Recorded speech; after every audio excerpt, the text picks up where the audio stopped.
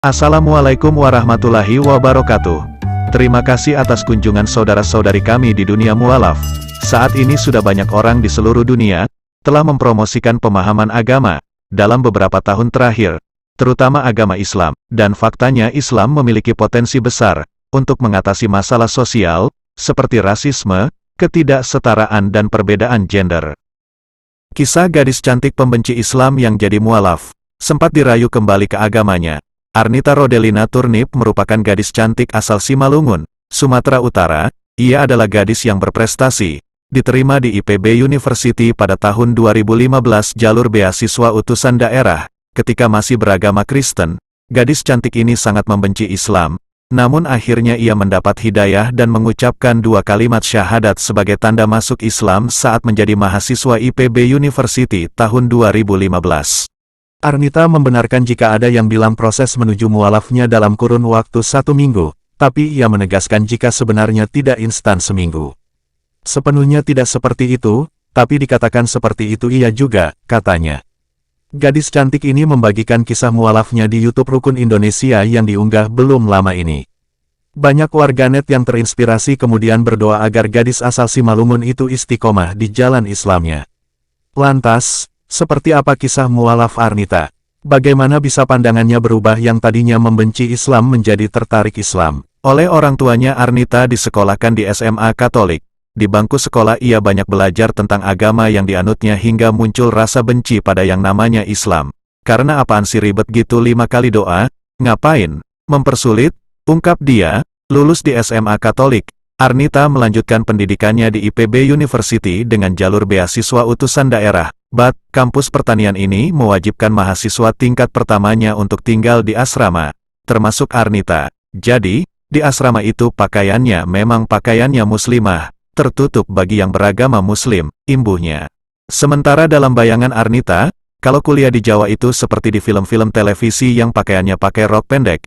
Ia kaget ketika ditegur oleh petugas keamanan lantaran menggunakan rok pendek dan pakai tank top saat masuk asrama. Sampai ditegur satpam, ditutupi sama tapla meja. Kata Arnita, Arnita yang termasuk gadis taat dengan agamanya satu kamar dengan seorang muslimah yang tak kalah taatnya. Temannya yang beragama Islam itu kerap melaksanakan salat tahajud, rajin membaca Al-Quran sambil menunggu waktu subuh. Dia itu tahajud iya, tadarus iya. Jadi, ya Allah jam 3 pagi masih saja salat bangun, nyalain lampu. Jadi saya kesal, cerita Arnita. Suatu ketika Arnita menyarankan agar temannya membaca Al-Quran tanpa suara. Terus saya bilang, bisa gak baca dalam hati aja, katanya. Kata dia gak bisa, baca Al-Quran itu harus dilafalkan, jadi kita tahu mana yang benar, atau salah pelafalannya, ujarnya. Seketika muncul ide dalam benak Arnita. Besoknya, gadis asal Sumatera ini melakukan ibadah sesuai agama yang dianutnya, seperti membaca Alkitab dengan suara yang dikeraskan. Terus dia bilang, ngapain sih, lo? Aku kan baca kitab juga.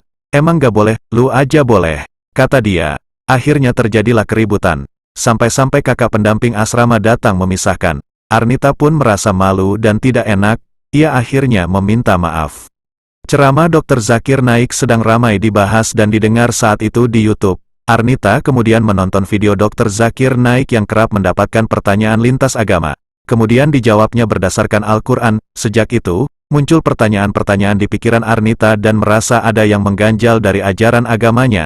Di mata kuliah agama Kristen, Arnita bertanya ke kakak asistensi, "Kak, kita kan di chapter ini dibilang kalau kita itu tidak boleh makan makanan yang haram dan minum minuman yang memabukkan.